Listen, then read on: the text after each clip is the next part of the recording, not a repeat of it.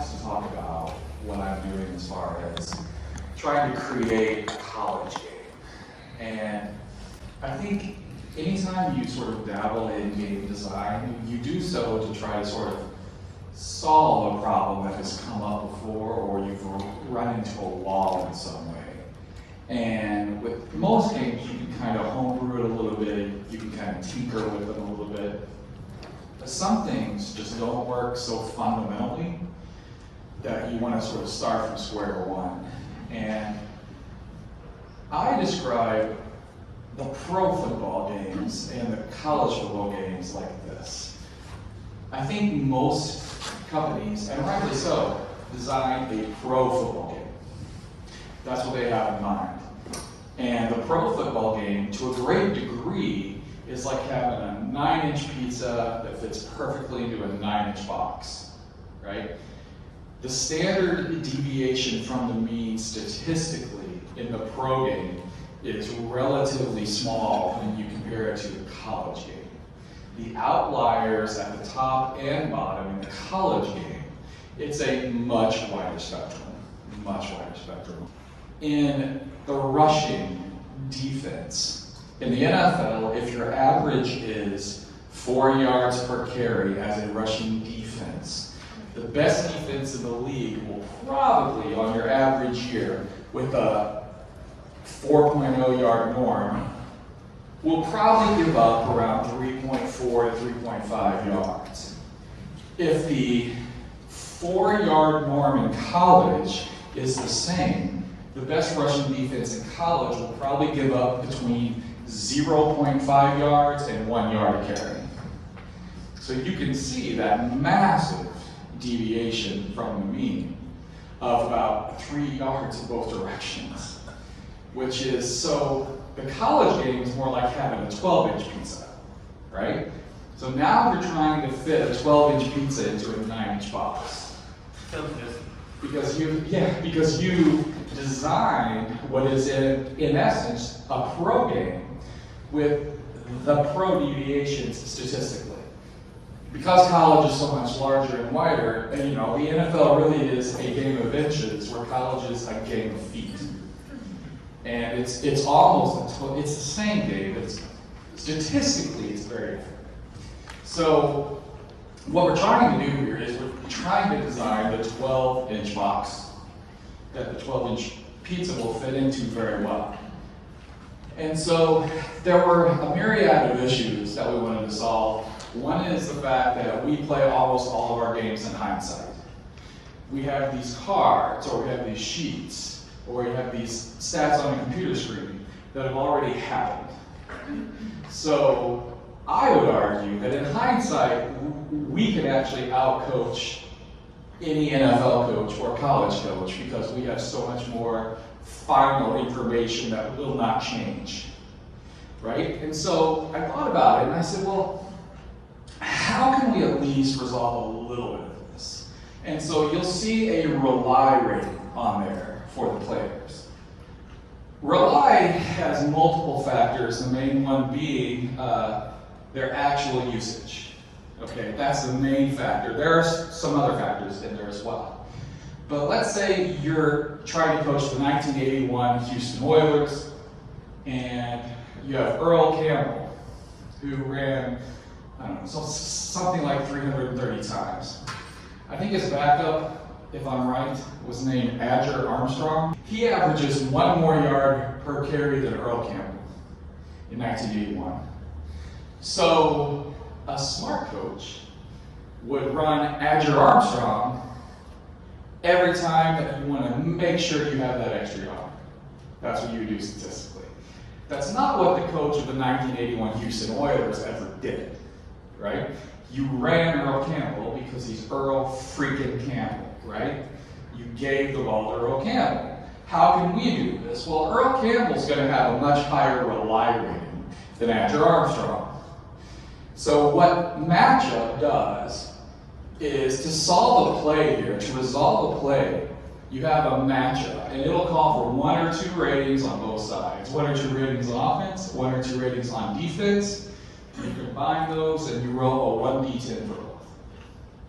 So the 1d10s are like the little bit of randomizers where a team that has a lower score can still sort of win the play. So you can see some team ratings on the right as well, for offense at the top and for defense at the bottom.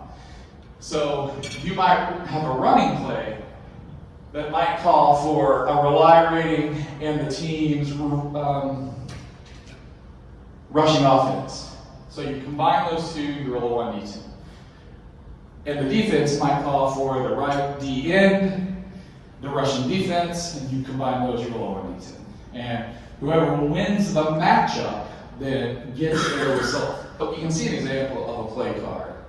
And I'm really glad it's in color. But red is offense, blue is defense. When you roll between those, it'll show you what you're going to check. So you can see a lot of rely ratings being checked. These have actually been changed. These are the older cards, that's my fault. There are a lot more rely ratings on there now, especially on run. So you definitely want to call the running back that the coach would have called, because you'll win the matchup. Now, because it's a yard less, it doesn't necessarily affect the result. The result will still be a yard less, but you will win the matchup. If the defense wins the matchup, which is here in blue, for example, these are what you're going to check, and these are the results. If offense wins the matchup, that's your result. If defense wins the matchup, that's your result. These are the tacklers. So you can kind of follow tackles as well. You don't have to. It's in the advanced rules. But that's one of the problems that we're trying to solve with this as well. What we also was trying to do was solve the problem of college statistics being rarely available in any historic way, shape, or form. As much as I like the reference sites, and I do, I'm a subscriber to the reference sites, so I do like them. Their college football reference site is probably the most sparse. It's just not there, right? And it would be easy to say, well, the stats just aren't there. And I think most game designers, if it's not online, they're not going to use it. I mean, so I am lucky enough to live about an hour and a half away from South Bend. And on the campus of Notre Dame in the Rare Books room in Hesburgh Library, they have the largest collection of media guides and game programs in the country. And so you would be surprised how many statistics are widely available if you know where to look. So I don't only in this game want to give the gamer 2019 LSU or 2020 Alabama or the teams that every game designer has in their greatest college teams, right? They usually do one or two sets, and it's usually the same teams that all the other games also done. I have the statistics for the Cal Poly team that John Madden was actually on, that he played for.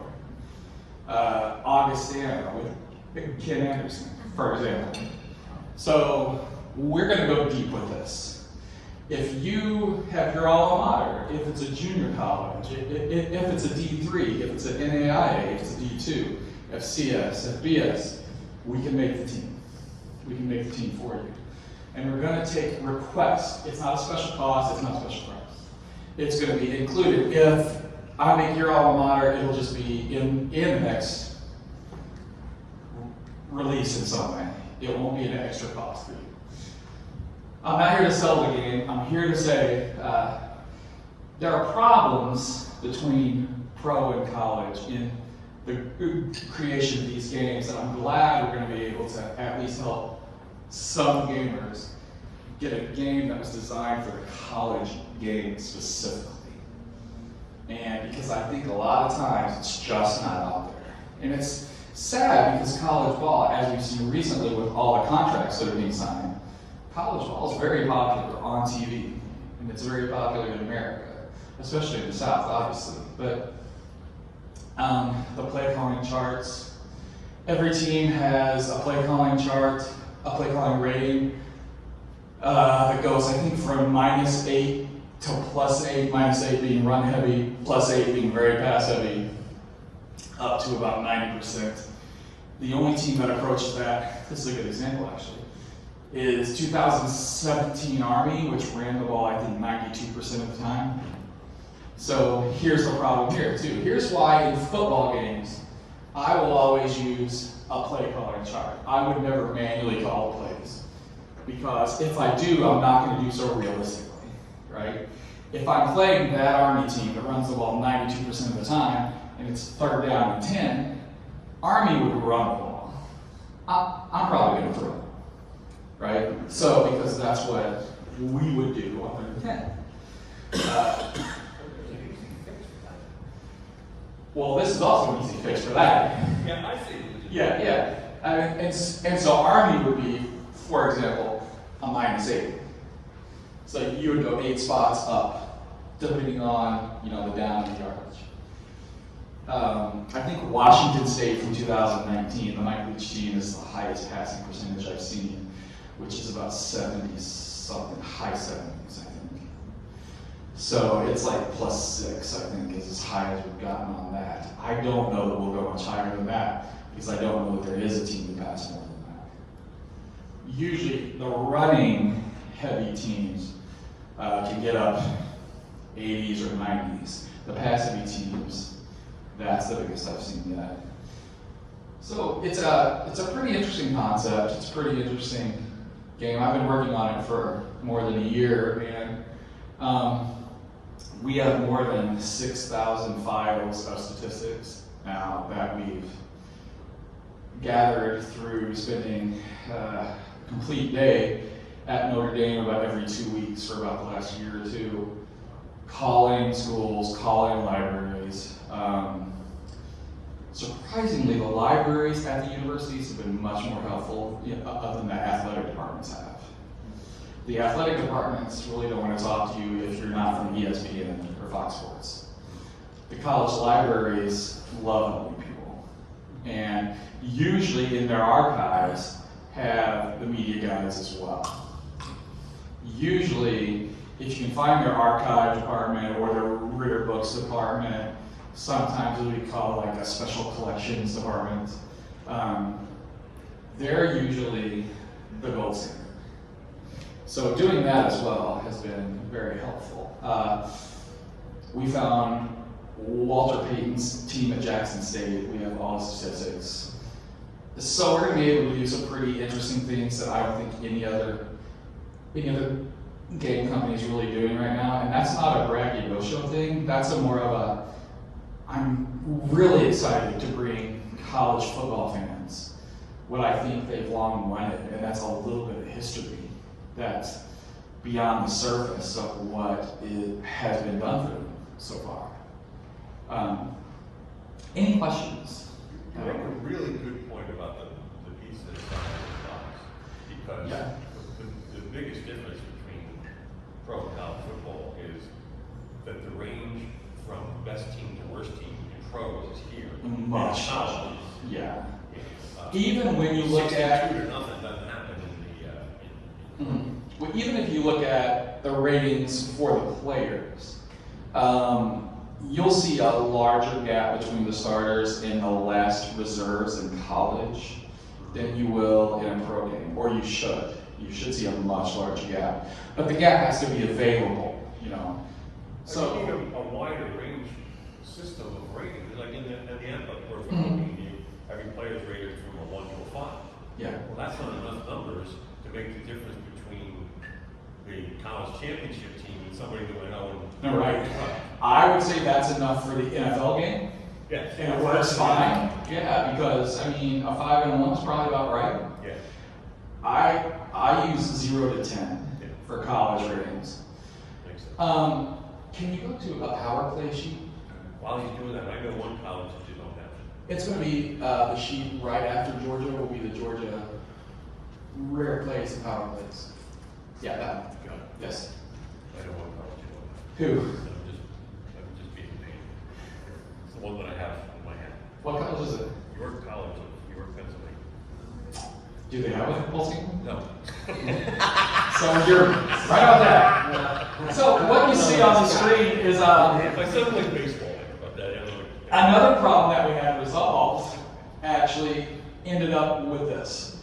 Another problem was, so let's say South Dakota State, the FCS champions, are playing Vanderbilt or Northwestern. How do we balance a statistically superior South Dakota State team with a Vanderbilt or Northwestern team that are in a major conference, would probably win that game still in most years, and but can't really match up head to head with the statistically superior team? Well, what you see up in the right-hand corner is a power score. And the power scores range from 0 to 12. I thought it was going to be 0 to 10, but then 1945 Army kind of broke the scale. They are, statistically, I think, the greatest team in college history, and I don't even think it's close. I mean, check out the stats if you ever get a chance. I mean, it's mind-blowing.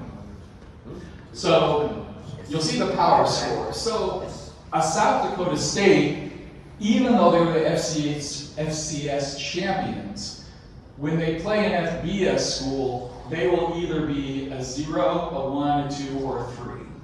They would probably be a 3 because they were the champions. Georgia's a 10. You take the 10, you minus the 3, right?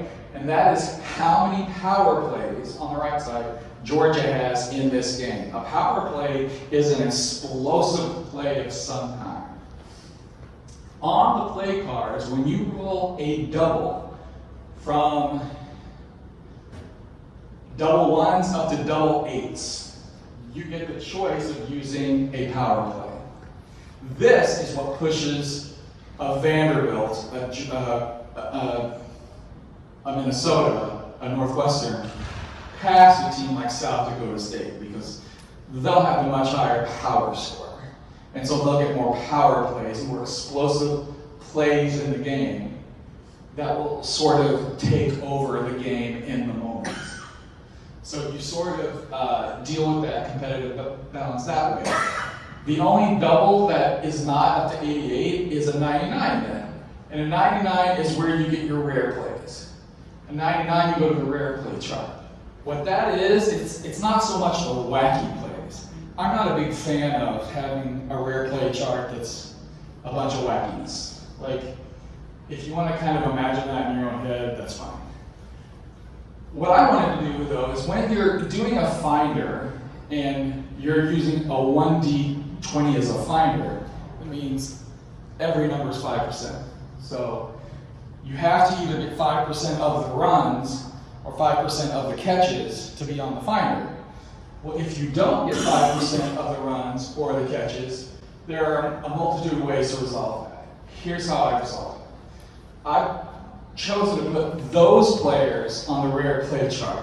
So it's more of a rare players chart than anything, where if you have 1 catch, if you have 3 runs in the season, you'll be on the rare plays chart so that everybody can still be involved. If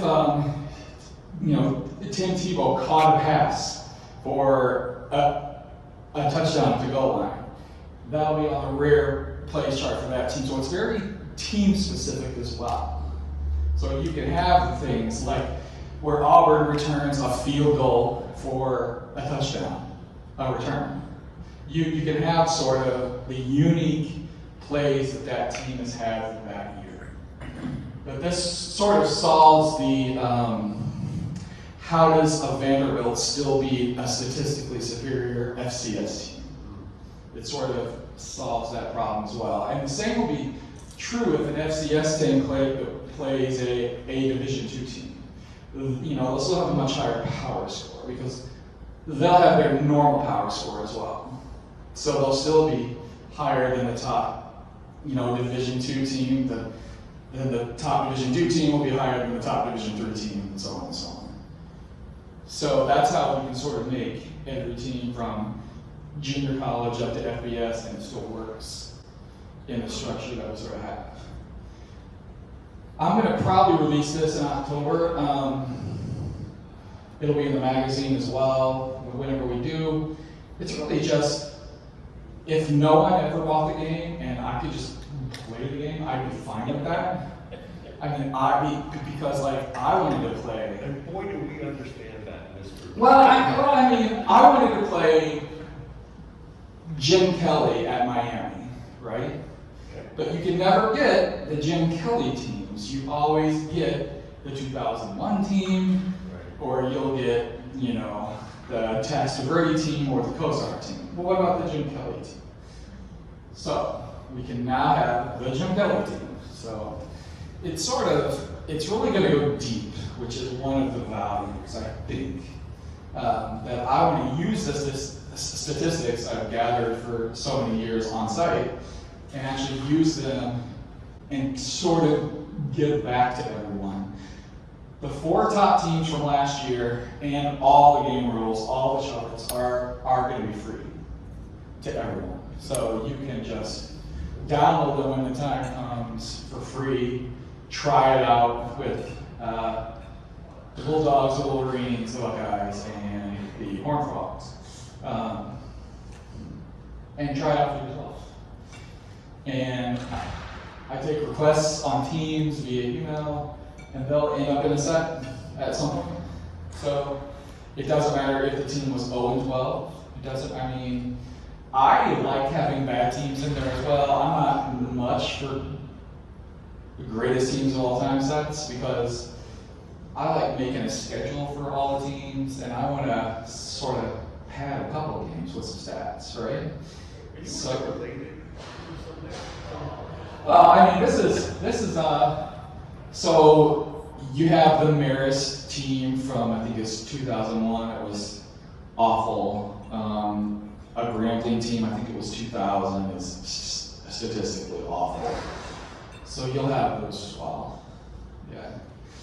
So if you want to sort of pad the start of your schedule before you get into conference play, we'll have, I mean, the good, bad, the ugly. I do ask for patience. It takes me about 3 days to do a team because it's not just an easy data merge into Excel, and it's not just an easy Excel spreadsheet. I really, as much as I can, pour over the numbers, pour over the descriptions, pour over articles. The rare place, the chart itself, you know, takes quite a while to gather, but you kind of see how it works. I mean, that's pretty much all I have for today, but any more questions? I'll let everybody get back to the reason why they're here. Yeah, go ahead. I saw D100, D10, D2. How many different dice?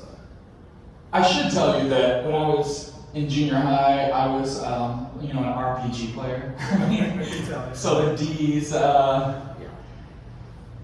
D20s and D10s and D6. And then That's pretty much. okay, so just do a D10 twice for the. You start with 2 D20, one that will tell you the play and one that will tell you the player on the finder. And then you'll roll the play out. Right after that with 2 D10s.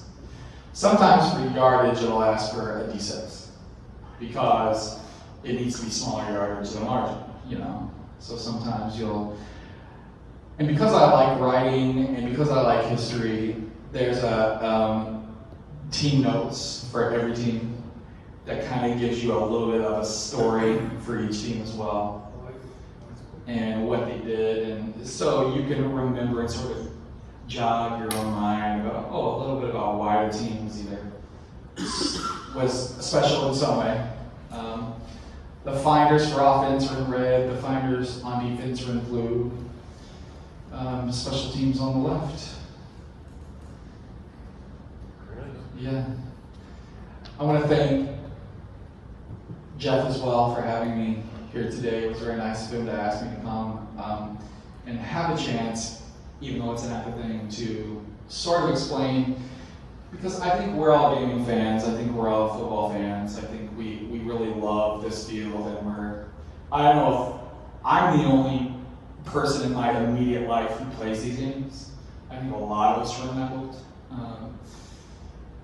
So it's good to share this time with each other and to share these ideas with each other and kind of have an opportunity to bounce things off of each other as well, because we're really doing all of this to help each other and to, you know, it's been a tough world the last 8 to 10 years, and you know, for a lot of us, you know, it's a piece of happiness. So I think that's always a positive thing.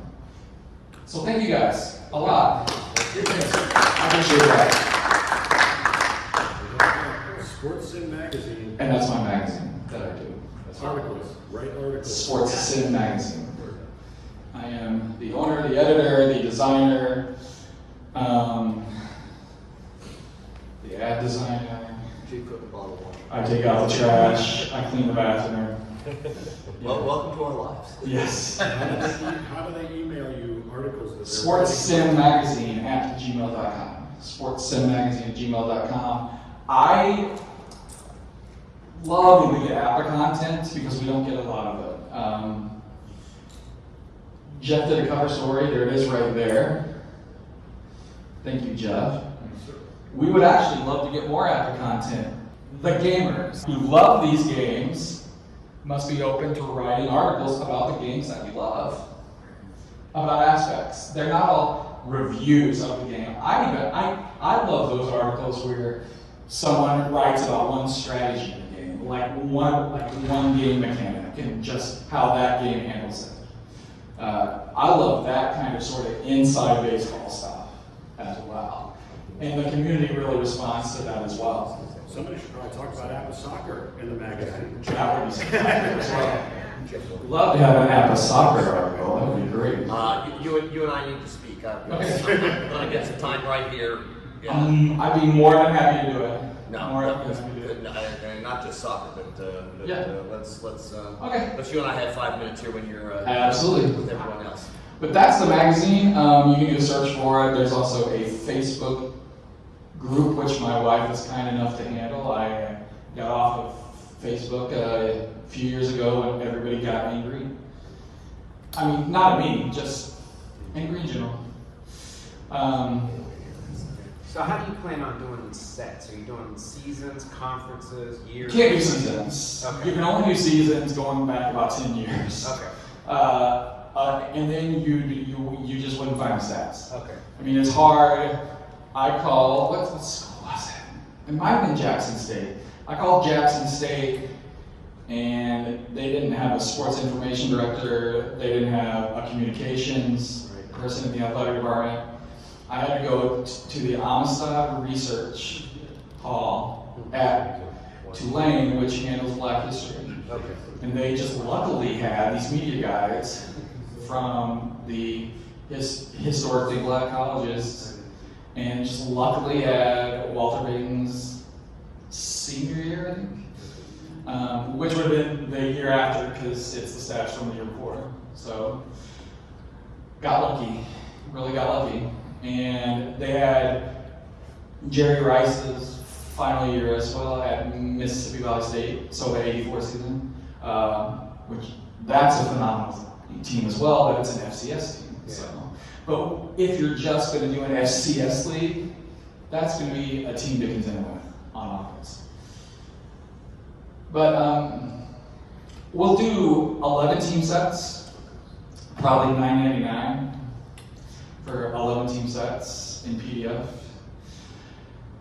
So it's under $1 a team, which I think is fair. Yeah. Oh, that's pretty good. I think More than fair. Well, I mean, I want people to play. Like I want people to have a good time. If I can add a drop of joy to your lives, fan-freaking-tastic. I mean, that's what I'm hoping we can do. I'm not in it to make $1 million. I wouldn't turn it down. But I think the odds are slim to none that that's happening. Saturated market. But so many people have just not had their college itch met. And I finally think we found a way to scratch it with a chainsaw, in essence. So, I hope that's the case. So, sportssimmagazine@gmail.com. Easy address to remember. It's the name of the magazine, and there aren't any spaces in there. It's the name of the magazine @gmail.com. If you email me and say, hey, I saw you at APBA in Canton, I will email you when they're ready the final rules and the teams, so you don't have to download them from anywhere. You'll be on the list, and I'll continue to email you guys. It's good meeting the APBA people. I kind of think the APBA people haven't found the magazine yet for some reason. And I post it on Facebook in the APBA groups. Well, my wife does. God bless her. So, it's odd that people aren't seeing it. But I feel like there's a sort of a line. So I'm going to try to go to Alpharetta next year and charge any game company anything for advertisements at all. I only make anything that I do off sales of a magazine. I charge $0 for ads because the reason we started the magazine is because I want us to be able to find more games, and I want the game designers and the game company owners to be able to find us. It's a meeting place. I really believe in the magazine. It's usually over 100 pages, almost all content. And it's not just, hey, here's my project, here's what I'm doing. It's really sort of insider, but yeah. How often do you put it out? Every quarter, so That's a every lot of pages. 3 or 4 months. It's a lot of work. In this day and age, that's a lot. It is, and it's almost all content. Yeah, So, this is not the 1930s when everybody had big magazines. no, and it's not a newsletter of some kind, it's not all paper, like there's a glossy cover, it's like a book, I think we're working on we're working on issue 14 right now for release next month. I wanted to wait until today because this is going to be in a magazine.